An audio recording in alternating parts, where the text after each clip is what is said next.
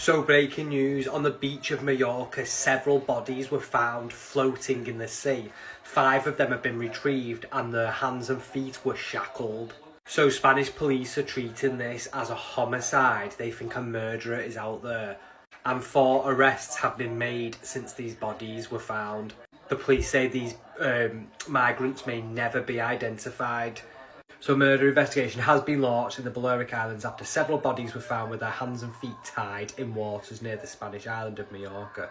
The victims were believed to be migrants attempting the journey to North Africa to Europe. So on this journey from North Africa to Europe, they have been caught, their hands and feet have been shackled, and they have been chucked in the water to drown.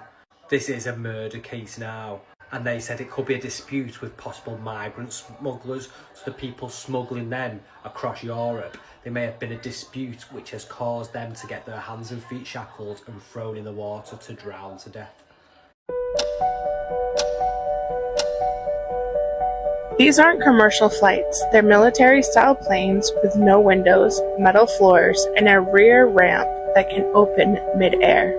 The U.S. uses private contractors like Global X to run these flights.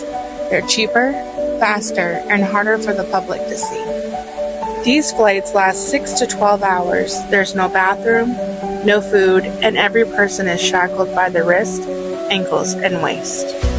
They show us the boarding, but never the landing. And when a plane has a ramp that opens mid-air, you start asking different questions. I want to be very clear that I have no reason to directly connect these two stories. These are two unrelated stories. The reason I'm sharing this, however, is because we are living in a time when we cannot afford to be naive. We are living in a time when we need to pay attention. And changes have been made to our government that cause it to not be doing its job. Firing of inspectors general. Purging the highest ranks of our military officers, preventing members of Congress from performing their oversight duties. So what you have here is you have one story that migrants in the United States have been routinely shackled at the waist, wrists, ankles, and loaded onto cargo planes. Not just cargo planes, but cargo planes with the rear doors that can open mid-flight. Completely separate story. 5 corpses with their hands and feet bound have been found floating in the sea off the coast of Mallorca. And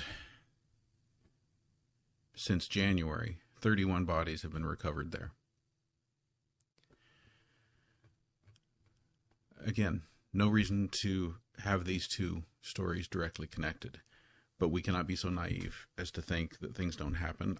I very much would like to know how it is that people are ending up floating up on beaches in the Mediterranean shackled. This article here suggests that they're believed to be migrants who are attempting to travel the dangerous route from Algeria to Spain by what migrants travel in shackles? That's something I very much do not understand. What do you mean that they're believed to be migrants who are attempting to travel the dangerous route from Algeria to Spain by boat? So this is one story. This is another. The other part of not being naive that I want to pay attention to. So you have to ask yourself, and I know there are a bunch of people out there who are ready to jump in and say, oh, no, it's more efficient to transport people by cargo planes. No, it's not. No, it's more economical and more efficient to use passenger planes for people, for passengers. You can get more people on the planes. They are more cost effective. Cargo planes are not cost effective. So forget about that argument. So then why do you do it? Well, maybe they're doing it to create fear, to create a sense of terror. All right.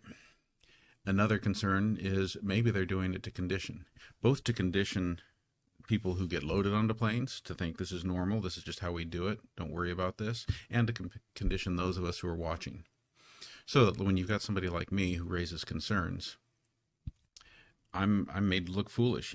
Hey, why are you worrying about that? There's nothing really going on here. It's just the way we do things. It's conditioning us to think it's okay until such time as it's not okay and it's being used for more nefarious purposes. And of course, then we've got our potential worst case scenarios of why this is being done.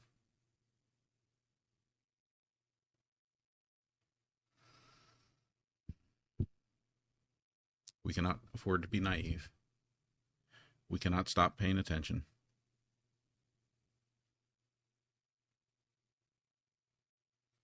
We do not have sufficient government oversight, making sure that more nefarious things don't happen.